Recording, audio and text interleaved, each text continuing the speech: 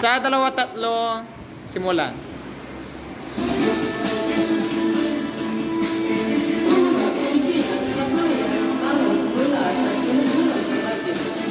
Hinaan ng konti. 2024, ang Pilipinas ay nagkadalamhati sa epekto ng mga nagdaang bagyo, lalo na ang Super Typhoon Mag-i, na naging sanhi ng malawakang pagkawasag sa ilang rehiyon. Sa loob lamang ng isang buwan, 6 na super bagyo ang pumasok sa bansa, na nagdulot ng mga mataas na bilang ng biktima at pinansala sa infrastruktura. Ayon sa National Disaster Risk Reduction and Management Council o mas kilalang NDRRC, humigit kumulang 9 milyong tao ang naapektuhan. Habang ang mga pangangailangan bagyo ay nagtulong ng higit sa 160 ng pagkamatay, kabilang ang mga resulta ng landslide sa Nueva Vizcaya. Ang Bicol, maraming bahay ang nawasak at libong-libong tao ang nagpa-evacuate. Dahilan para humili ang mga lokal opisyal ng dagdag na tulong. Suporta ng gobyerno at international na tulong. Ay ng mga relief operations at napiling katulungan sa mga tulong upang magiging ang katulong sa mga napetuloy.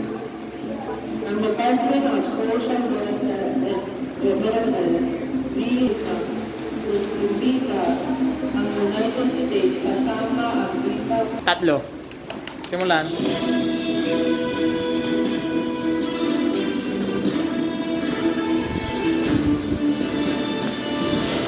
Pagpalang araw sa ating lahat, narito ang New Sigma para manatid ng mga nagbabagang balita ngayon.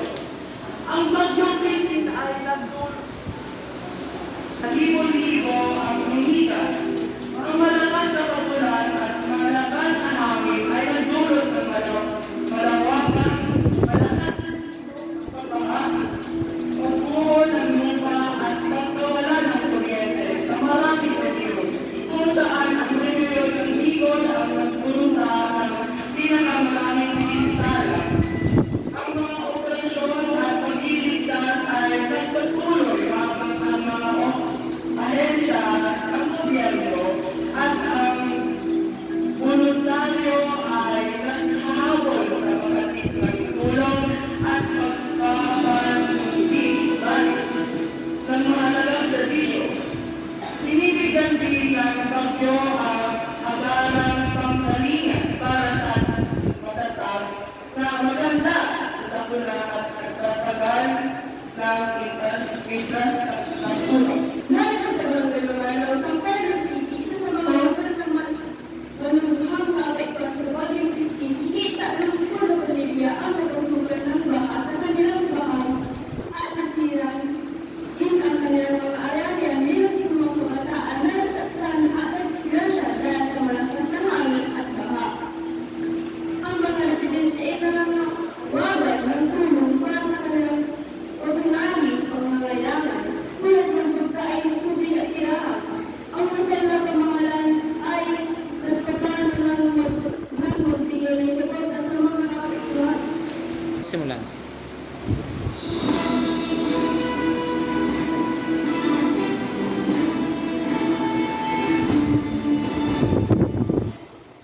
Magandang umaga, Pilipinas. Ito ang Toastmasters News.